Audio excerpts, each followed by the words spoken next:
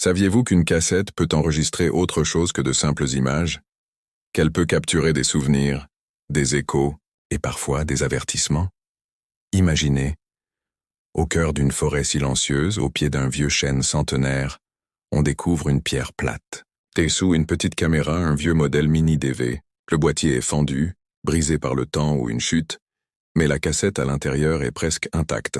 Sur l'étiquette, une écriture rapide un peu effacée. Rando, juillet.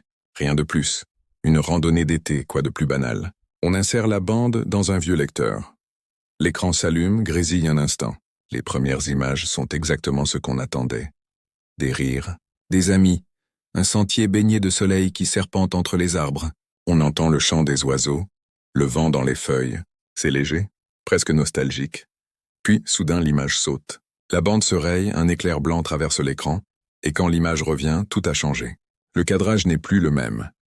La caméra n'est plus à hauteur d'homme, tenue par un randonneur. Elle est près du sol, instable, comme si elle était portée par quelqu'un ou quelque chose qui rampe à travers les feuilles mortes. Le son aussi a changé.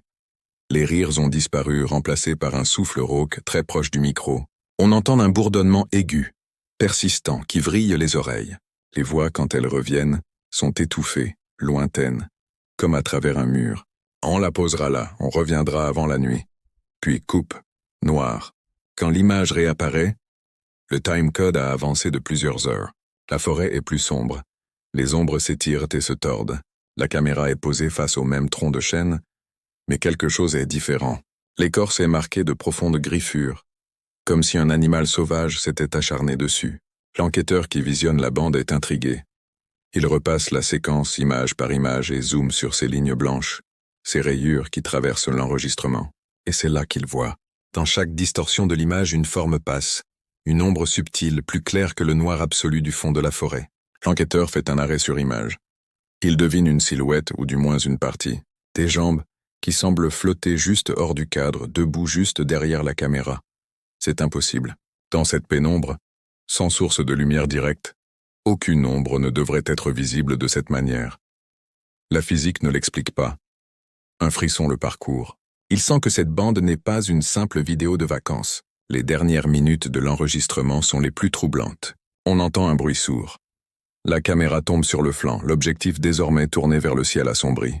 Le micro, lui, est toujours actif, et il enregistre quelque chose.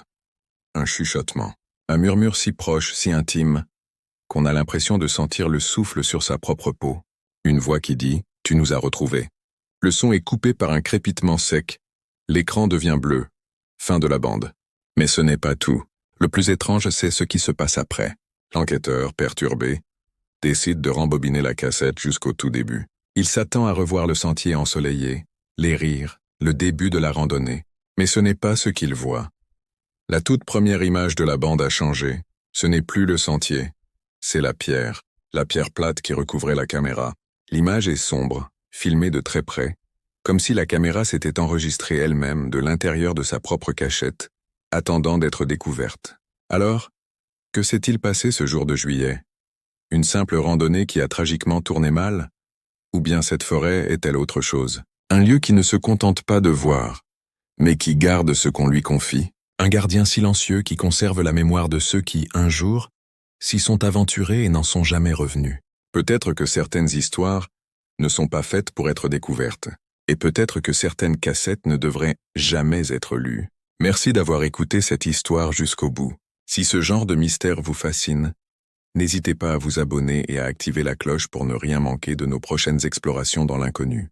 À très bientôt.